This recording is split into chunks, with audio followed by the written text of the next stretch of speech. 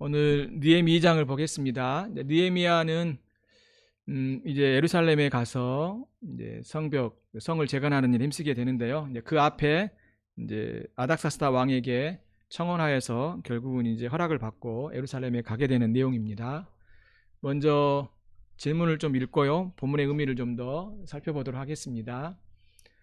1번 보면요. 느헤미야가 왕 앞에 수심을 드러내자 왕이 그 이유를 묻는다. 그는 무엇이라고 대답하는가?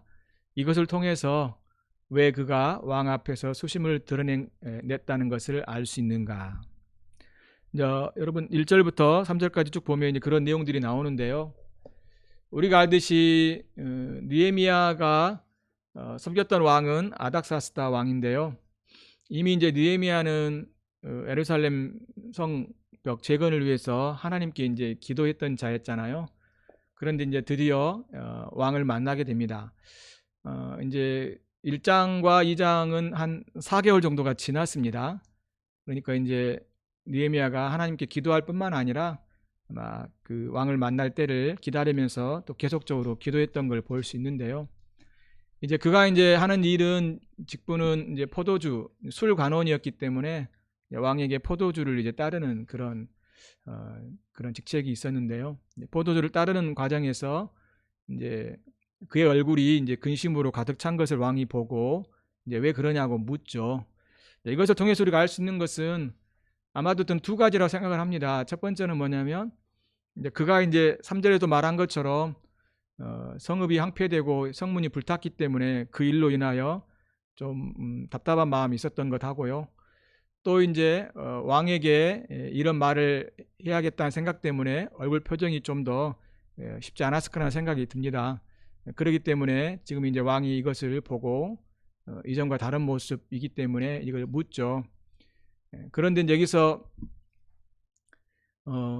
두려워하였지만 그가 이제 자신의 나라 형편을 쭉 이제 이야기를 하게 되죠. 사실 이제 신하가 왕 앞에서 이렇게 좀 표정이 굳은 표정으로 하고 있다는 것 자체가 굉장히 오해를 사거나 불쾌할 수 있어요. 그런데 이제 왕이 그것을 묻고 또 형편을 이제 챙긴 걸 보면 아닥사스다 왕이 또 느헤미야를 신뢰했고 느헤미야도 공직자로서 페르시아의 그 나라의 공직자로서 최선을 다해서 섬겼던 그런 충실한 신하였다는 걸 여기서 볼 수 있죠. 그렇기 때문에 자연스럽게 왕이 그에게 형편을 묻고 또 이제 그의 말을 들어주는 걸 여기서 볼 수 있습니다. 자, 두 번째 한번 보죠. 마침 왕이 무엇을 원하느냐고 묻자 느헤미야는 왕에게 세 가지를 청원한다. 그것은 무엇인가? 이 청원 전에 그는 하나님께 무엇을 하였으며 이 청원이 허락되는데 누구의 도움 때문이었는가? 이것을 통해서 우리는 주의 일을 할 때 어떤 점이 필요한지 알 수 있는가? 여러분 이제 4절부터 8절까지 이제 그 내용이 쭉 나와요. 4절부터 8절까지 쭉 보면 나오는데 왕이 이제 내가 무엇을 원하느냐고 묻죠. 그때 이제 느헤미야가 잠깐 하나님께 기도를 합니다. 4절에 그 내용이 나오죠. 그러면서 이제 다시 한번 그 형편을 이야기하고 또 이제 그 성읍과 성을 건축할 수 있도록 허락해달라고 이야기를 하죠. 그랬더니 이제 언제까지 갔다 올 수 있냐고 묻고 이제 기간을 정하게 됩니다. 이렇게 이제 왕이 허락을 받게 되죠. 왕도 그것을 허락해 주셨고요. 또 한 가지 더 7절 8절 보면 한 가지 더 청원을 하죠. 그 뭐냐면 이제 그 유브라데 강 건너편에 있는 총독에게 조서를 이렇게 왕의 조서를 써가지고 자신이 유다 땅에 가는데 통과하는데 어려움 없도록 이렇게 해달라고 하는 그런 내용을 이야기하고요. 그다음에 8절에서는 한 가지 더 뭐냐면 이제 이런 성과 성벽을 건축하는데 필요한 자재들을 이렇게 도와달라고 제목들을 달라고 이제 왕에게 이야기를 하죠. 그랬더니 왕이 이제 이걸 허락을 하시죠. 8절 마지막 보면요. 내 하나님의 선한 손이 나를 도우심으로 왕이 허락하고 라고 말씀해 주고 있죠. 이렇게 느헤미야가 왕에게 여러 가지로 청원했지만 왕이 허락했죠. 결국 이 모든 것들이 하나님이 도우셔서 이 일이 됐다라고 느헤미야가 말을 하고 있는 걸 여기서 볼 수 있죠. 사실 이제 느헤미야가 왕에게 말을 하기 위해서 기도로 준비했고요. 그리고 이제 철저히 어떤 말을 해야 될지 생각을 했던 걸 볼 수 있죠. 결국 이제 준비하고 또 하나님 의지하였더니 하나님께서 이렇게 은혜를 주셔가지고 허락을 받고 구체적으로 조서라든가 그 다음에 필요한 어떤 그런 제목들을 얻게 되는 놀라운 은혜를 여기서 얻게 되는 걸 볼 수 있습니다. 그런 점에서 이제 우리가 주의 일을 할 때 무엇이 필요한지 여기서 이제 한 두 가지 정도로 볼 수 있죠. 그것은 구체적으로 잘 준비해야 된다는 것과요. 또 하나님께 기도하는 모습이 무엇보다도 필요하다는 걸 우리가 여기서 볼 수 있습니다. 그래서 우리가 주의 일을 할 때 잘 준비하고 또 어떤 사람에게 부탁을 할 때도 잘 지혜롭게 생각해서 또 말할 수 있어야 되겠고요. 또 무엇보다도 우리가 하나님께 기도할 때 하나님이 도와주실 것을 여기에서 우리가 볼 수 있습니다. 이 두 가지를 우리가 생각하면서 우리가 주의 일을 잘 감당해야겠습니다. 자, 세 번째는요. 느헤미야는 왕의 허락으로 예루살렘으로 포로들과 함께 귀환한다. 여기서 이제 세 번째 포로 귀환입니다. 1차는 스룹바벨이고 2차는 에스라고 3차는 이제 느헤미야를 통해서 이제 포로들과 함께 예루살렘으로 귀환하는 거예요. 이제 총독에게도 왕의 조서를 이제 그 유브라데강 건너편이니까 이제 그쪽 팔레스타인 그쪽이죠. 조서를 정하죠. 그리고 이제 하지만 누가 이 소식을 듣고 매우 기분 나빠했는가? 그들의 반응을 통해서 앞으로 어떤 일이 일어날 것을 예상할 수 있는가? 이제 9절 10절에 보면 이러한 내용이 쭉 나오죠. 특별히 여러분 9절에 보게 되면 그 군대 장관과 마병을 보내어 나와 함께 하기로 내가 강 서편에 서쪽에 있는 총독들에게 이르러 왕의 조서를 전하였다고 하는데 여기서 느헤미야는 특별히 왕의 신임을 얻어서 군인들과 마병의 호유를 받고 이제 예루살렘으로 가게 됩니다. 굉장한 놀라운 은혜이죠. 이전에 에스라는 그렇게 하지 않았잖아요. 에스라는 그냥 이렇게 왕이 이렇게 해주겠다 하니까 정중히 거절했잖아요. 뭐 정중히 거절한 것만이 믿음은 아닙니다. 또 왕이 호의를 줄 때 받아들이는 것도 그 상황에 따라서 하는 것이 필요하기 때문에 무조건 더 이렇게 스스로 하고 하나님만 의지하는 것이 주의 일은 아니라는 거죠. 왜냐하면 하나님께서는 당신이 하시지만 결국 사람들을 통해서 하시기 때문에 로마서 13장에서도 말한 것처럼 그 한 나라의 왕도 하나님의 사역자입니다. 하나님께서 그를 통해서 주의 일을 하시게 하거든요. 이미 주님이 고레스 왕을 통해서 그리고 이제 그 이후에 여러 왕들을 통해서 예루살렘의 성과 또 성문을 재건하는데 하나님께 도와주셨잖아요. 이제 여기 또 아닥사스다 왕을 통해서 성벽을 재건하는데 주님이 또 사용하신 것을 볼 수 있습니다. 그래서 우리가 이렇게 하나님께서 사람들을 붙여주시고 또 그러한 힘이 있고 도움이 필요한 사람이 있으면 마땅히 우리가 도움을 구하고 또 하나님은 그들을 통해서 주의 일을 한다는 걸 생각하면서요. 기도하고 우리 스스로만 뭐든지 하려고 하는 그런 어떤 생각보다도요. 또 하나님이 붙여주신 사람들을 통해서 또 함께 주의 일을 하는 것이 무엇보다도 필요합니다. 이제 한 3개월 정도 걸려서 예루살렘에 도착을 합니다. 근데 그곳에 갔더니 누가 있었냐면 여러분 이제 10절에 보면 호론 사람 산발렛과 또 종이었던 암몬 사람 도비야가 이제 있었죠. 이들은 이제 이스라엘 자손을 흥왕하게 하는 사람이 왔다고 함을 듣고 이제 심히 근심하는데 이스라엘을 흥왕하게 하는 사람은 느헤미야인 거죠. 느헤미야가 온 곳을 그들이 굉장히 불쾌하게 생각하는 거죠. 이들은 이제 사마리아 그 당시 그 지역의 총독이고 또 암몬은 이제 그 옆에잖아요. 도비야는 그 암몬 지역의 이제 총독인 것 같습니다. 아무튼 이 두 사람은 좀 가까운 사이이고 이스라엘이 잘 되는 것을 보기 싫어하고 하나님의 교회가 잘 되는 것을 이제 원치 않는 소위 말해서 신앙의 관점으로 봤을 때는 참 우리의 대적인 것, 적들인 걸 우리가 여기서 알 수 있죠. 이렇게 하나님의 일을 할 때는 항상 반대하지 않고 싫어하는 사람들이 있기 마련입니다.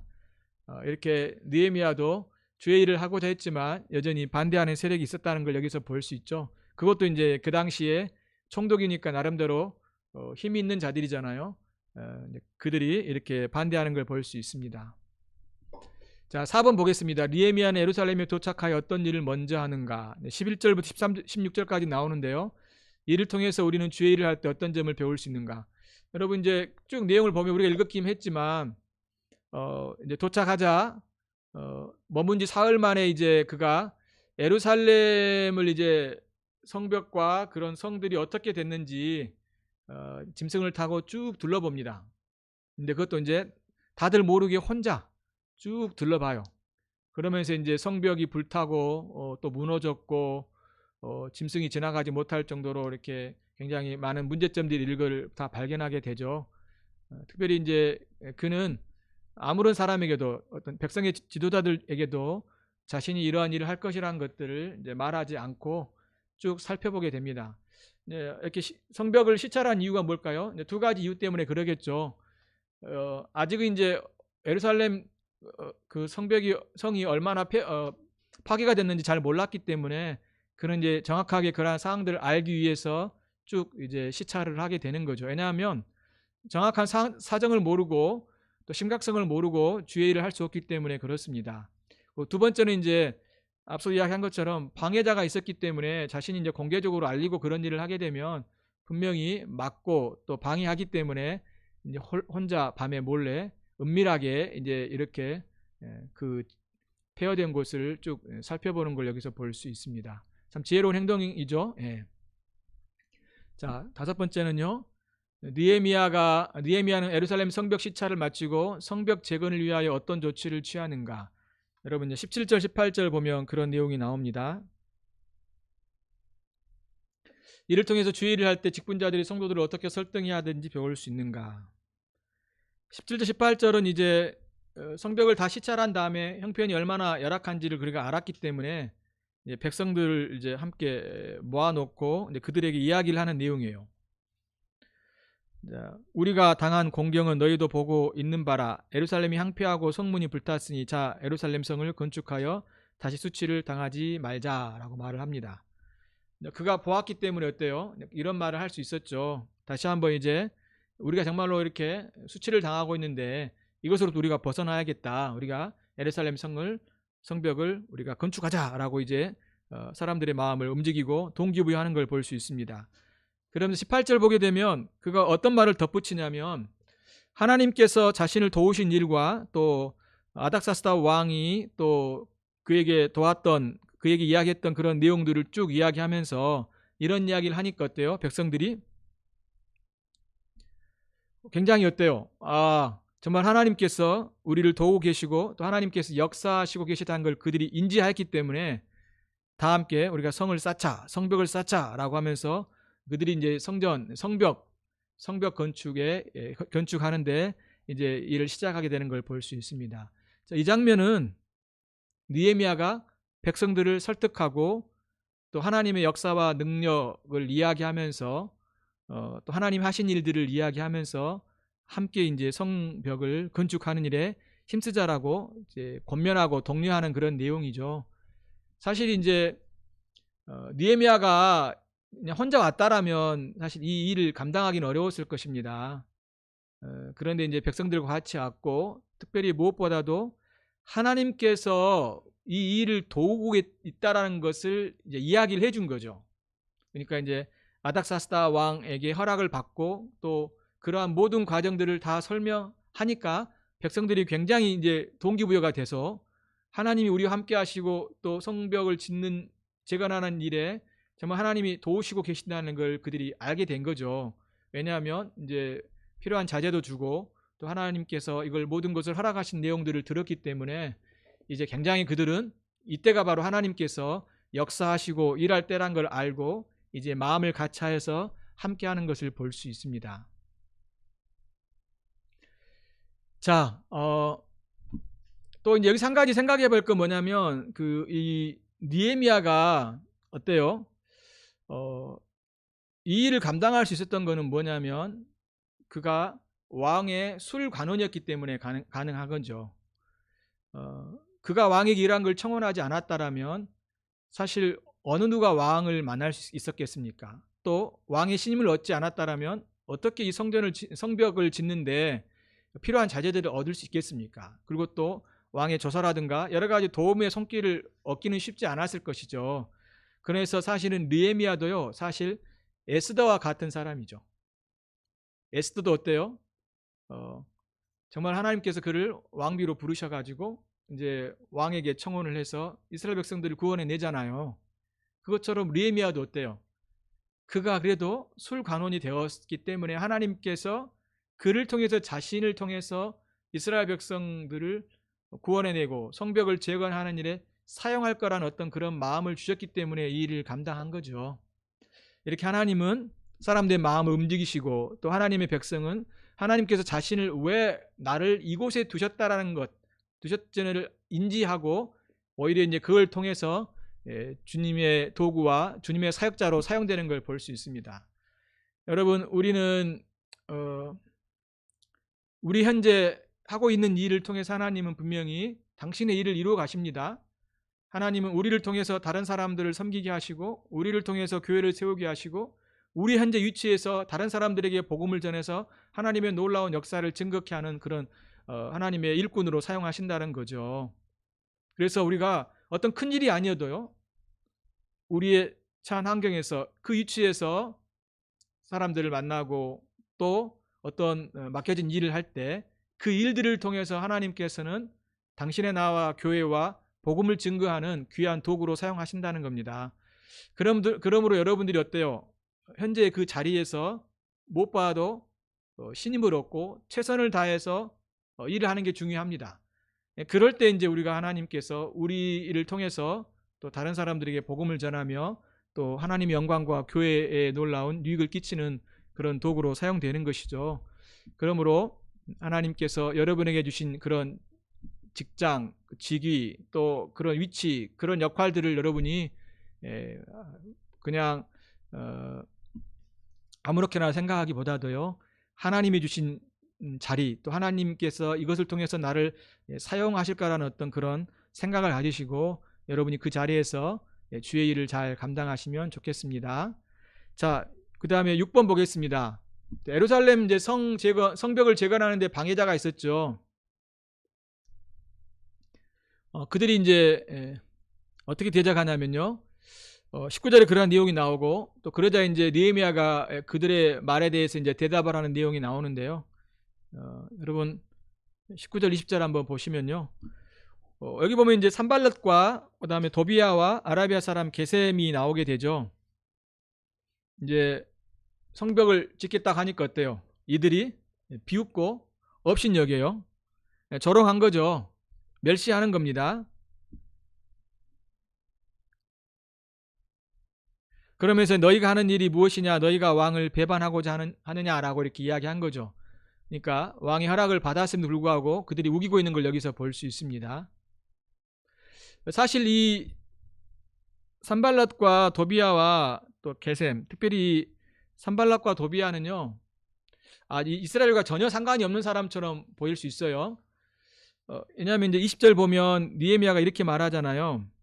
하늘의 하나님 우리를 형통하게 하시리니 그의 종들인 우리가 일어나 건축하려니와 오직 너희에게는 예루살렘에서 아무 기업도 없고 권리도 없고 기억되는 바가 없다 하였느니라 라고 하면서 하나님께서 우리를 도와주실 거다. 그런데 너희들은 이 하나님 나라의 유업을 얻을 수 없다. 너희들은 하나님 나라를 세워가는데 아무런 의미 없는 자들이다. 이렇게 이야기하고 있는 걸 볼 수 있죠.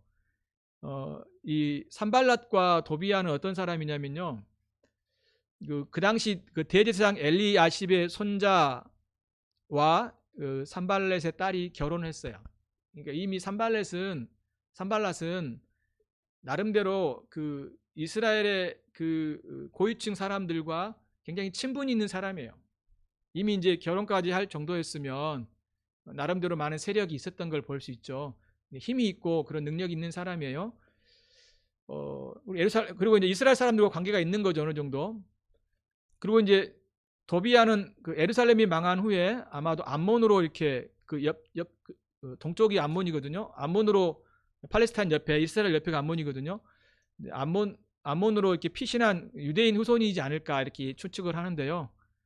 그도 이제 그의 아들 여호하난을 유다의 어떤 고위층 그 사람들과 또 결혼을 시켰어요. 그러니까 정치적인 사람들 원래 그렇잖아요.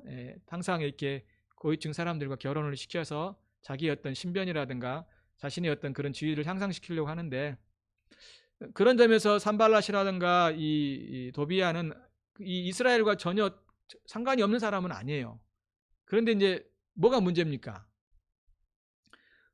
혈연적으로는 어느 정도 정치적으로는 연관이 되어 있을지라도 이들은 하나님의 나라를 재건하는데, 구약 교회를 재건하고 이스라엘을 재건하는데 오히려 반대하고 공격하는 그런 인물이었던 걸 볼 수 있습니다. 자, 이들은 하나님의 나라의 유업을 받을 수 없는 자들이에요. 하나님 나라에 속하지 않는 자들이겠죠. 그들이 아무리 어떤 정치적으로 어떤 또 가족들이 어떤 이스라엘 사람들과 그런 어떤 혈연을 맺고 있을지라도 하나님을 대적하고 또 하나님의 교회와 하나님의 뜻을, 하나님의 사역을 방해하는 것은 결코 하나님의 나라를 유업으로 얻을 수 없다는 것이죠. 그래서 이제 느헤미야가 아주 담대하게 선포하죠.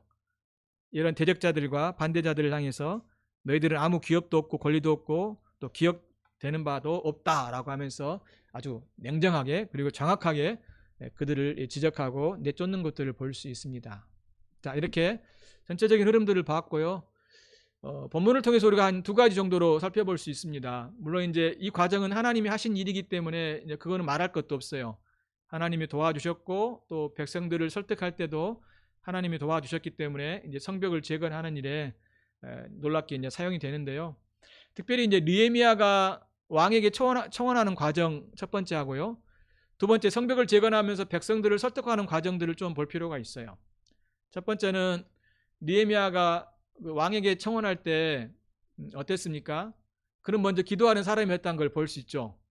먼저 하나님께 기도했고 또 왕을 만나기 전까지 계속해서 기도했을 겁니다. 그리고 왕을 만나서 자신이 말을 할 때 하나님께서 역사해달라고 분명히 기도했을 거예요. 이미 1장 끝부분에 보게 되면 왕을 통해서 이걸 허락해달라고 기도를 했거든요.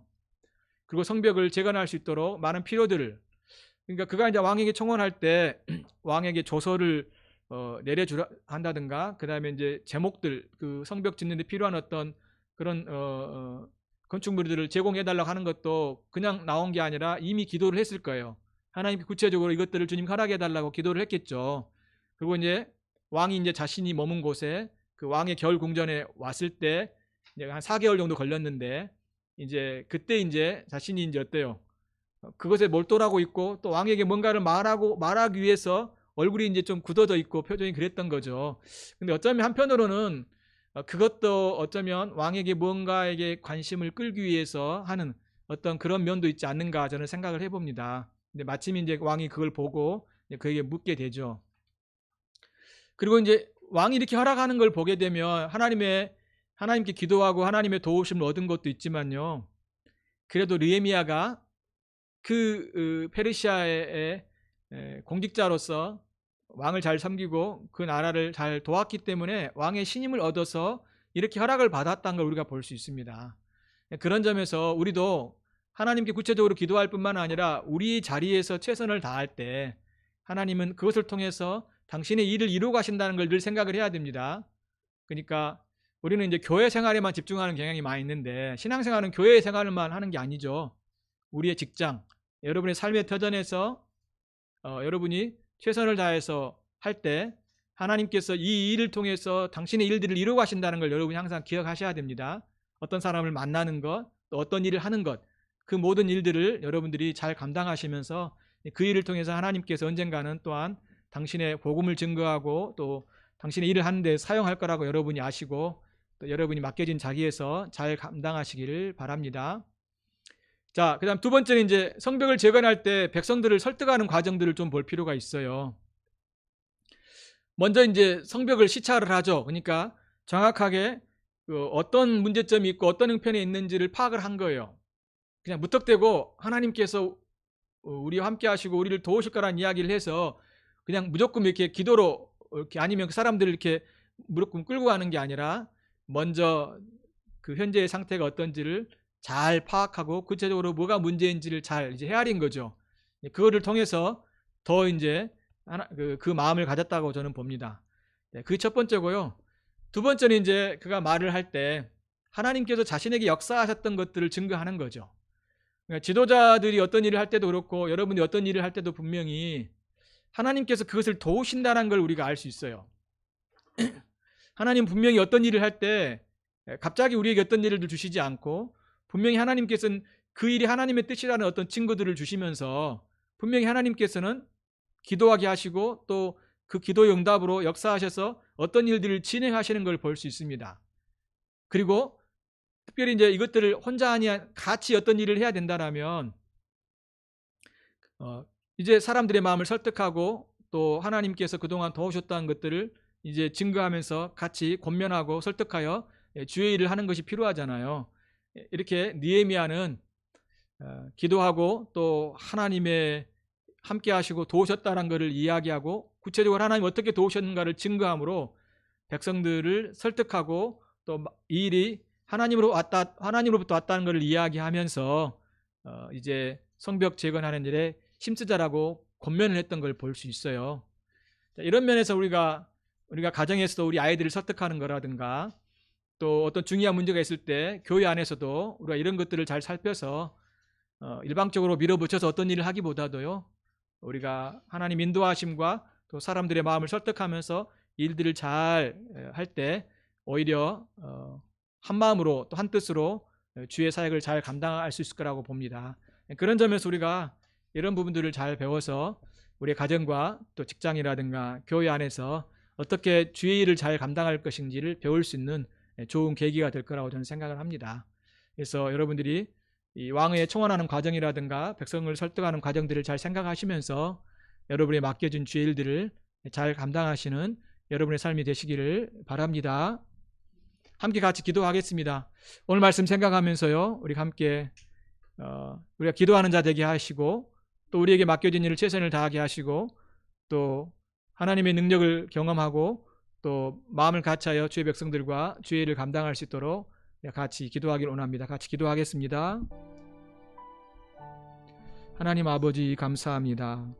오늘도 아버지 하나님이여 저희들에게 아버지 하나님이여 은혜를 주셔서 또 이 말씀을 통하여서 어떻게 아버지 하나님이여 주님이 우리에게 주신 그 사명 앞에 반응하고 준비해야 되는지를 배우게 됩니다. 하나님 우리의 각자가 주신 처지도 하나님의 때 우리를 통해서 사용하실 것을 믿사오니 아버지 하나님이여 이것을 소홀히 여기지 않고 기도하면서 또 아버지 하나님이 우리에게 맡겨주신 주의 능력으로 잘 감당할 수 있도록 주여 도와주시고 역사하여 주시옵소서. 우리를 주님이 사용하실 때 기꺼이 우리가 주님 앞에 쓰여지고 우리가 아버지 하나님 이것을 같이 마음을 함께하여 주의 일을 감당하도록 주여 도와주시고 역사하여 주시기를 다시 한번 간구하옵나이다. 하나님 아버지 우리 성도들의 삶 속에 이 말씀을 잘 기억하며 하나님 잘 섬겨갈 수 있도록 성령으로 붙들어 주시고 역사하여 주시옵소서. 주님 하나님의 교회를 세우고 하나님 나라를 세워가는데 하나님 우리의 자리와 또 우리의 역할이 결코 무의미하지 않음을 압니다. 아버지 하나님이여 주님 의지하면서 잘 감당하며 주의 나라와 주의 복음을 위해 수고하는 자들 될 수 있도록 주여 도와주시고 역사하여 주시옵소서. 아버지 하나님 다시 한번 저희 교회 힘과 능력을 다하여 주시고 성령을 함께 하시며 주의 능력과 자비를 나타내어 주시옵시고 아버지 하나님 주님을 섬기하는데 아버지 하나님이여 늘 주님 의지하며 또 하나님 지혜를 모아 성실함으로 주의 일을 감당하도록 주여 도와주시고 역사하여 주시옵소서. 아멘. 감사 찬송 올려드리옵나이다. 아멘. 기도하겠습니다. 하나님 아버지, 하나님께서 우리에게 어떤 직업을 주시고 또 어떤 역할을 맡기시고 또 어떤 상황들을 주시는 것은 당신의 뜻이 있을 걸 믿습니다. 우리의 자리에서 주님의 마음으로 또 기도하며 또 하나님 우리를 통해서 사용하시고자 하고 당신의 나라와 복음 증거를 나타내고 또 주님의 일을 하는데 우리를 통해서 사용하실 것을 믿습니다. 우리가 세상에 살아갈 때 하나님 아버지 어떤 일이든지 잘 충성스럽게 잘 감당하게 하시고 또 사람으로부터 신임을 얻고 또 그래서 그걸 통해서 하나님의 복음과 하나님의 사랑과 은혜와 능력을 증거하는 귀한 도구가 되게 하시고 또 하나님은 우리를 통해서 당신의 교회와 하나님의 나라를 또 굳게 세워게 나가게 하신 것을 믿습니다. 하나님 아버지 우리가 그 일을 위해 기도하며 또 우리에게 맡겨진 일들을 최선을 다해서 잘 감당하도록 주여 도우시고, 하나님은 또 당신의 때 또 우리를 통해서 주의 나라와 교회를 세우시는 도구가 되게 하실 것을 믿사오니, 하나님 아버지, 주님 우리를 사용하신다라면 기꺼이 우리가 내어드리고 또 우리 헌신하며 기꺼이 담대하게 주님의 일을 잘 감당하는 느헤미야가 될 수 있도록 도와주시옵소서.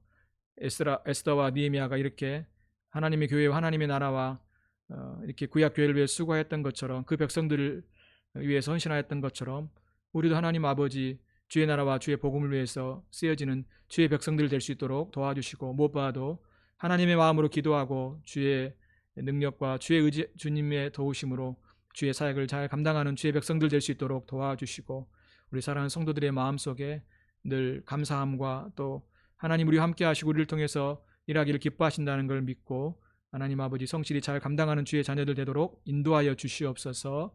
예수님의 이름으로 기도하옵나이다. 아멘.